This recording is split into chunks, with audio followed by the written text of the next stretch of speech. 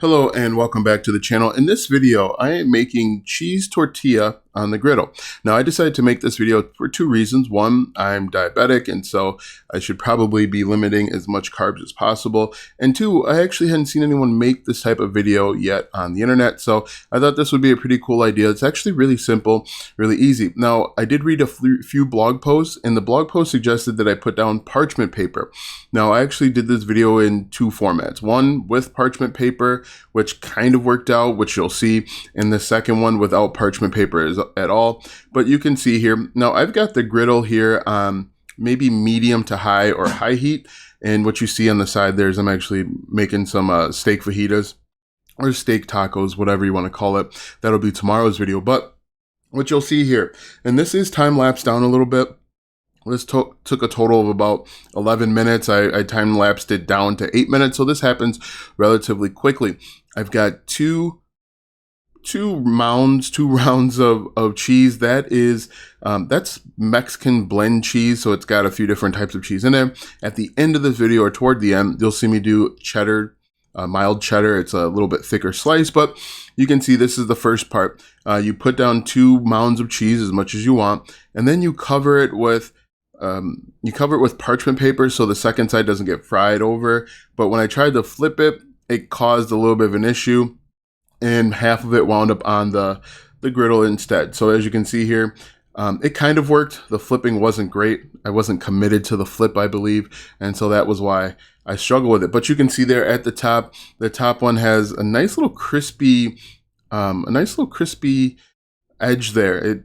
It tasted really good, spoiler alert. But you can see the second one, I just said might as well just let it cook on the griddle. But I let these cook for maybe 2 to 3 minutes on each side, and then I take them off. So like I said, the first part, I try and use the parchment paper. I found out that the parchment paper isn't really necessary as long as you are monitoring it and you actually have the heat up a little bit. But you can see here, it's such a cool, easy thing to do.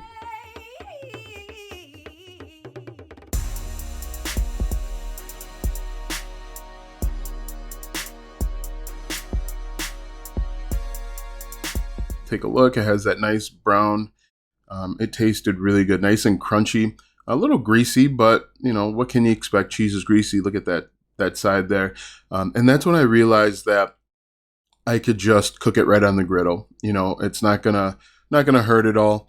But I did decide to put parchment paper in between each of the layers, or each of the tortillas, I should say, just so that they didn't stick together and it wasn't a pain to pull it apart later. One thing that you might want to do is, depending on the thickness of your tortilla, is you might want to put 2 together. I didn't do that, but that's just an idea that you might want to consider. But if you look at that they both turned out really good. They were really tasty. I mean, fried cheese is going to taste great in any situation, if we're being honest with ourselves. But yeah, so like I said, it actually turned out to be pretty cool.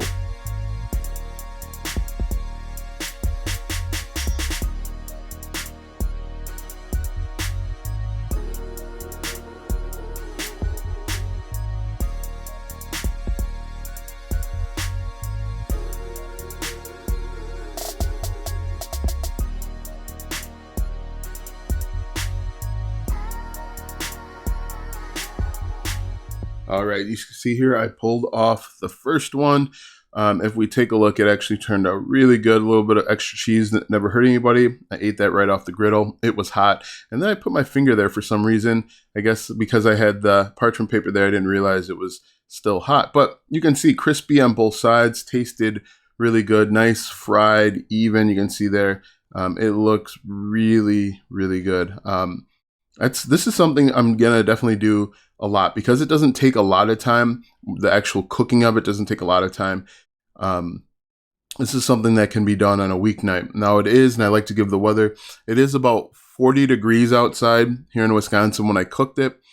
And so obviously that's going to have a little bit of an impact, but you can see here, I just put the cheese mound right on the griddle. Now, because you're frying it, it's going to shrink just a little bit. Be aware of that when you are cooking it, but it basically cooks the exact same way.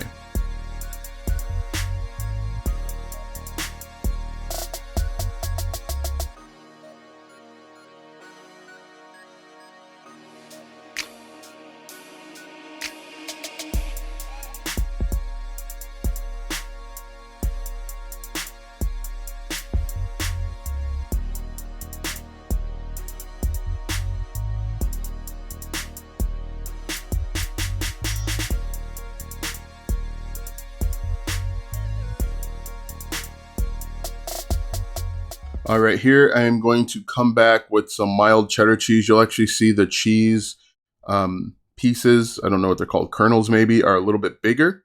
So you can see there, I just made it a mound and spread it out, and then away you go. But like I said, this is such an easy thing, easy cook to do. This is something I'm definitely going to consider later on. And again, each side maybe takes 2 or 3 minutes to cook, depending on how much cheese and the size of the individual cheese. And then once you're done, you clean it up. Now, I should let you know that if you want the recipe for this video, which is just cheese and olive oil, basically, and parchment paper, if you want the recipes to any of the videos that I have on my channel, click the first link in the description, and you'll get not only all of my recipes, but you'll also get some tips for new griddlers. Now, I should say that I am not a professional griddler. I just provide tips on what I've learned and what I know. But go ahead and click that first link if you are interested, and you can see there the cheese actually this time bubbled up on the cheddar. I don't know why that was, but it did. Anyway, it still tasted great. I had some great, nice fajitas, keto fajitas for lunch. Like I said, tomorrow's video will be a time lapse of everything, so that you can see how long this took. But in reality, this took maybe 15-20 minutes from start to finish. That includes everything else. But check out tomorrow's video.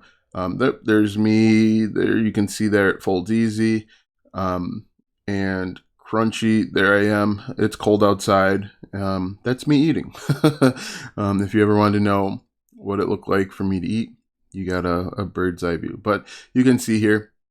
And one thing I guess I didn't realize is that there's grease in the cheese, grease on the cheese, so it makes it very, very griddle friendly.